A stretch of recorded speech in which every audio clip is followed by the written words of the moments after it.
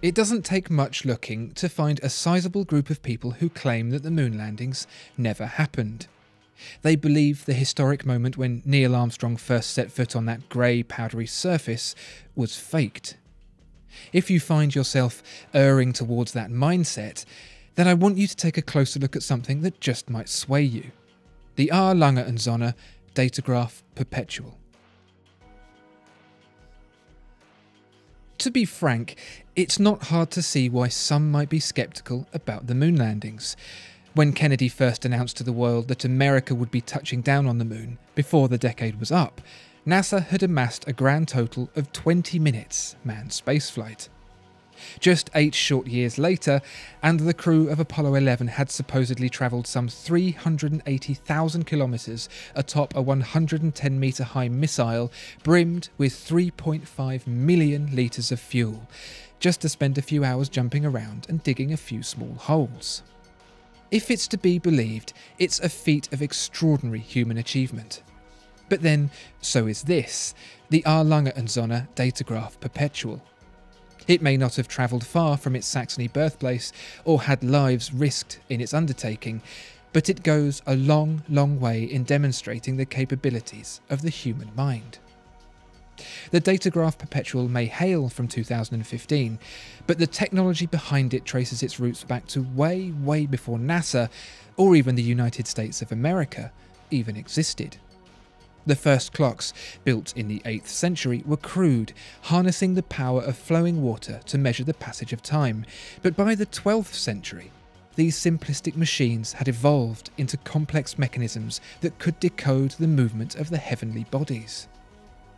The 20th century had barely begun when Norwegian Rasmus Cerns built the most complicated mechanical astronomical clock ever made.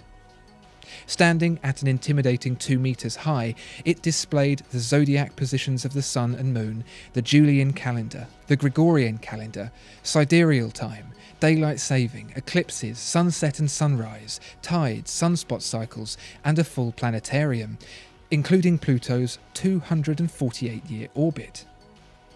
To think, then, that this Datograph Perpetual, measuring in at just 41mm in diameter and 13.5mm in thickness, that's less than a Rolex Skydweller in both directions, can achieve what it does in such a tiny package, using the same techniques and technology that have been used for centuries. If you're ever presented with the chance to see a Saturn V rocket for yourself, you should take it. There's a particular feeling you get when you stand in its presence, taking in the sheer scale of the thing. Even still and quiet, the F1 rocket engines, capable of drowning out your hi-fi from 10 kilometers away, are utterly awe-inspiring to behold. That feeling, that awe, is the same with the Datograph Perpetual. It's packaged in a very compact, clinical way, abandoning the flourishes favoured by the likes of Patek Philippe for a more utilitarian approach that's executed to micron precision. Like the Saturn V, every detail here has been meticulously considered, from the scaling numbers around the tachymeter ring to the recessed subdials and the further recessed sub-subdials within them. At an RRP of over £100,000, it's far from cheap, but then the pursuit of perfection never is. It flows through this watch, saturating every inch of it, from the way it looks all the way through to the experience of using it. The outsized date, for example, isn't changed by finding the fiddly first position on the crown. There's just the one adjustment point, which activates the pusher at 10 o'clock, which changes the date with a light yet precise action. Then there's the chronograph, again activated by pushers that, thanks to the slotted column wheel, are neither too resistant nor too vague, spinning the central second hand at 5 beats per second. When it comes time to reset, you'll discover that the chronograph is a flyback, a press of the lower pusher sending the running second hand back to 0, the release allowing it to start again for pinpoint accuracy. Accuracy is the theme of this watch. Even the chronograph minute hand is executed without slack.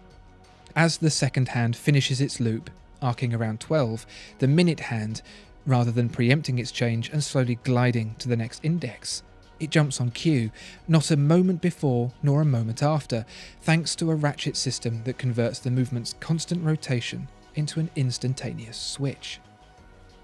But the crowning achievement of the Datograph Perpetual is still to come.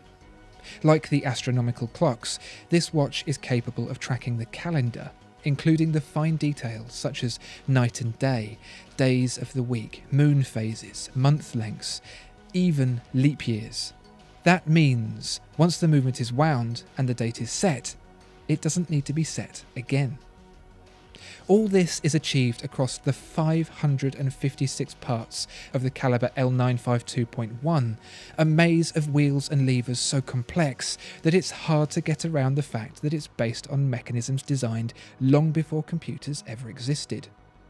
It's so complex that, like the Saturn V, which could guzzle 20 tons of fuel per second, it uses up 72 hours of power reserve in just 36. That this volume of handcrafted parts can all fit into this tiny space and not only work, but work reliably in a day-to-day environment is scarcely believable. When Kennedy promised his country that they would be the first on the moon, it seemed like an impossibility, but the incredible minds of the thousands of NASA employees tasked with this monumental undertaking made it happen. The Datograph Perpetual is, on paper, equally difficult to understand, the complexity and precision seemingly far beyond what any mortal mind can possibly comprehend, let alone create. Yet, here it is, real and tangible, undisputable. And if you can't dispute that, then maybe there are some other achievements masterminded by the squidgy flesh and bone sacks that populate this planet that can't be disputed either. Discover more exceptional watches at watchfinder.co.uk. If you enjoyed this video, please like and subscribe. If there are any other watches you'd like to see reviewed, please let us know in the comments below.